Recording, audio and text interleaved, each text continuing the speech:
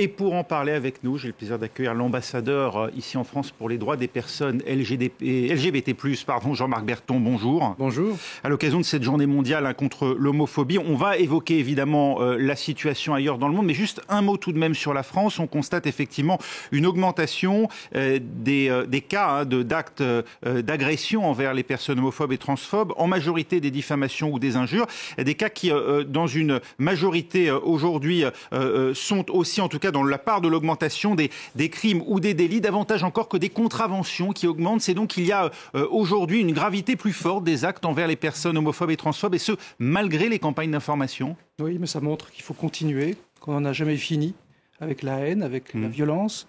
C'est absolument inadmissible, intolérable, qu'un jour sur deux, il y ait une agression contre une personne LGBT, parce que c'est ça, la réalité. Insupportable, intolérable que 50% des personnes LGBT disent avoir été victimes au moins une fois dans leur vie d'un acte homophobe ou transphobe. Donc il faut continuer les campagnes de sensibilisation. Comment expliquer tout de même la banalisation de ces agressions, du moins verbales, alors même que les campagnes de sensibilisation se multiplient ?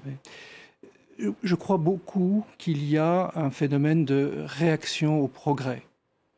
Nous avons connu depuis plusieurs décennies un progrès considérable, inouï en réalité, de la condition LGBT dans le monde et en France en particulier. Et chaque fois qu'il y a un progrès sociétal, il y a un backlash, un mouvement de réaction, un retour du bâton.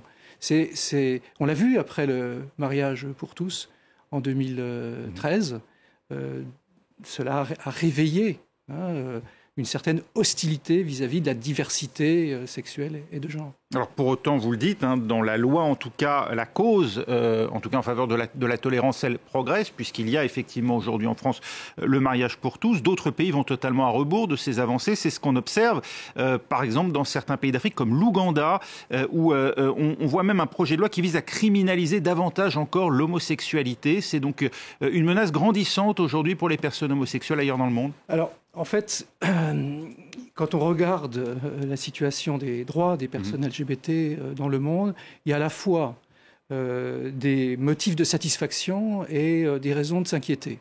Il y a des motifs de satisfaction parce que le grand mouvement de dépénalisation de l'homosexualité continue. On était à 30 pays seulement il y a 50 ans qui avaient dépénalisé. Aujourd'hui, plus de 130 pays ont décriminalisé l'homosexualité. C'est très important. Et au cours des derniers mois, pas moins de 5 pays l'ont fait, dont Singapour ou la Barbade, ou encore les îles Cook.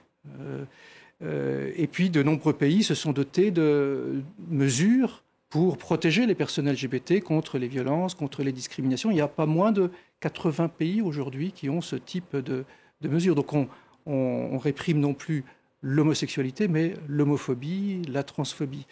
Donc il y a des motifs de satisfaction. Mais en même temps, oui, vous avez raison, on a des raisons d'être inquiets, d'être préoccupés. Il y a toujours 67 pays qui pénalisent l'homosexualité, qui envoient les personnes homosexuelles, les personnes trans en prison.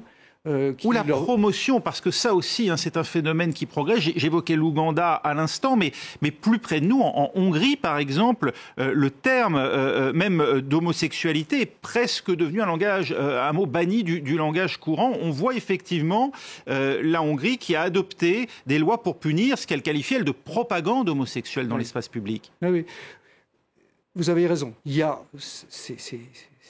cette soixantaine de pays qui continuent de pénaliser. Et puis, il y a même, dans un certain nombre de régions, y compris en Europe, en Amérique du Nord, des phénomènes de recul, une dégradation de la situation, avec des pays qui envisagent d'instaurer la peine de mort, des pays qui ne criminalisaient pas mais qui veulent criminaliser, et puis, ce que vous dites, des pays qui veulent interdire toute mention dans l'espace public de l'existence même des personnes homosexuelles ou des personnes trans.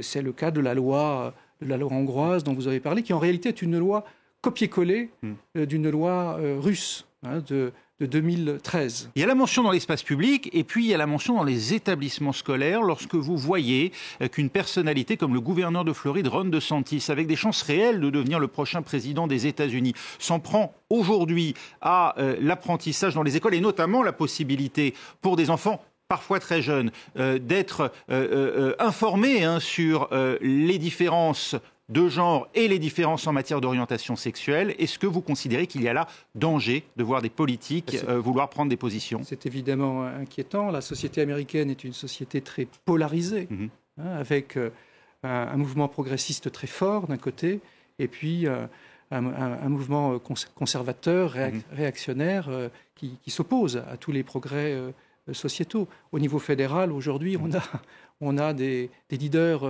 progressistes. Mais voilà, nous ne savons pas quel sera le visage de l'Amérique demain. On doit pouvoir continuer à informer les enfants, même très jeunes dans les écoles, sur ces différences. C'est important de sensibiliser les enfants au respect des différences, oui, et de lutter contre les discriminations.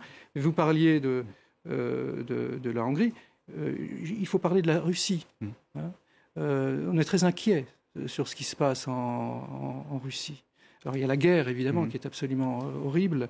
Et donc ça met ce sujet au second plan, mais la Russie a pris en novembre dernier une loi qui interdit d'évoquer dans l'espace public, les écoles, la culture, la question LGBT, sous peine d'amende qui peuvent aller jusqu'à 160 000 €. Et les sanctions ont commencé à tomber.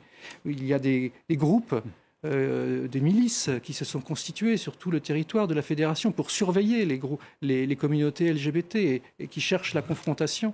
Et puis, il y a un narratif qui s'est développé autour des valeurs traditionnelles. Le Kremlin considère que sa mission, c'est de défendre les valeurs traditionnelles. Et une des menaces contre les valeurs traditionnelles, c'est les personnes LGBT qui sont donc désignées comme des ennemis. Voilà. C'est très dangereux, parce qu'on sait bien que la violence des propos, la violence des paroles précède malheureusement souvent la violence des actes. Merci beaucoup Jean-Marc Berthon, ambassadeur ici en France pour les droits des personnes LGBT+, d'avoir été avec nous.